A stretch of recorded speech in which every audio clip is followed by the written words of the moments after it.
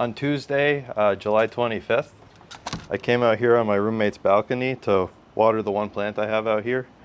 I watered it, and then I went to go back inside, and I found that the door was stuck, like it is right now.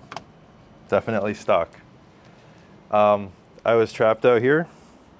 It was around 11:30 in the morning. All that I had on me was this water bottle that I just emptied into the plant and the clothes on my body. I didn't have my phone with me because I was like, oh, I'll just go water my plants real quick, because I have plants all throughout the house. Yeah. Then I started to panic because my roommate, whose room this is, she was gone, and I didn't really know what she was doing for the day or how long she was going to be gone. So I was like, oh, she could be back in 10 minutes or in 10 hours. So that was a little nerve-wracking. And then one of my other roommates was at work, and then the other roommate I knew just left to go deliver something to the mail or to the post office. So that was a little nerve-wracking.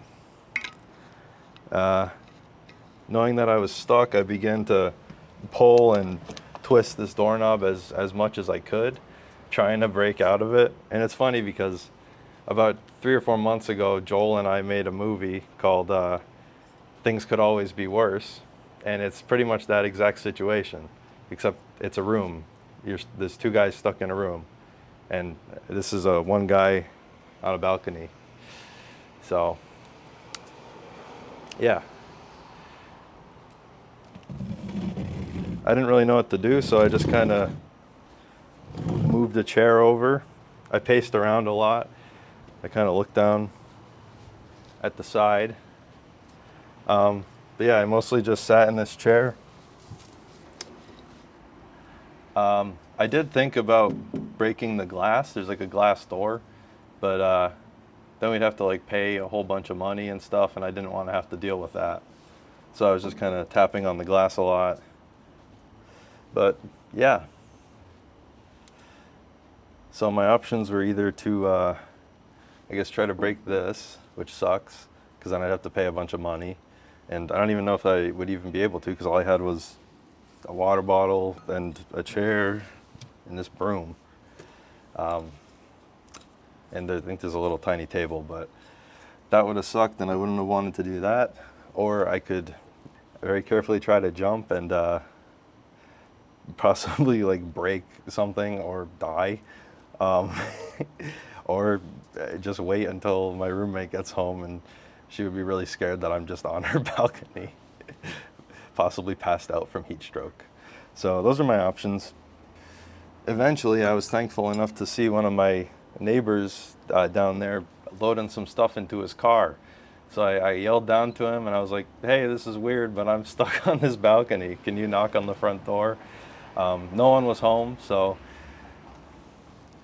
But yeah, I met my neighbor. His name is Armando. He's very nice. He was thankfully he kind of walked to the side of the house and was able to call my mom. But she couldn't really do anything because I'm here in Los Angeles and she's in Belchertown, Massachusetts. So it's a little bit of a drive. So I had her try to message my friends on Instagram because I don't know any of their phone numbers.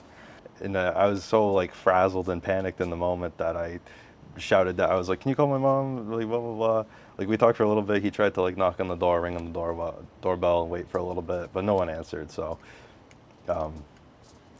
he did call my mother for me. I instinctively and out of panic, I was like, oh, the number's this. And I yelled my number and I was like, that's my phone number. And I was like, hold on. My mother's number is this. I like took a breath. I was like, it'll work out. Like everything works out in the end, you know. I got released back inside and, you know, things work out. So it went from me to tell Armando, to tell my mom, to tell Joel, to tell my roommates to let me back inside. And then I also had him obviously message I had told him to tell my mom to message my roommates to let me inside, but they didn't answer because they don't always check their Instagram notifications, and I don't know their phone numbers off the top of my head. So there's all that. thankfully that neighbor, he was able to reach out to everyone. I don't know if that helped or anything, but it was still, it felt like something at least. And then I saw some other neighbors on the other side, and they're friends with people that I know, and I was like, hey, have you seen them? Can you tell them I'm stuck on my balcony? Um, so they did that, and while they were doing that, my other roommate was home, and that roommate is on like the bottom floor. So thankfully they heard me and came up and released me on into the inside and back to the world. Uh, so there was a happy ending. There was a good ending to it. But yeah, I don't know. Even it's just a weird little thing that happened, and it kind of just put things into perspective. There's something about being stuck in a location that kind of makes you be like, all right, well, it's just me and my thoughts now. No, I can't just like look at something on my phone or text someone or call someone. I just have to be here. So that's just kind of what I did. I just kind of sat here. I knocked on the glass. I I knocked the Morse code SOS, the dot dot dot dot dot dot dot dot dot. I did that on the door, but if no one's listening, they can't. It doesn't matter how many times you do the emergency signal. If no one's there, they're not going to help you. But weird things happen. If any weird things happen to you, definitely write it below. I'd love to read some similar stories.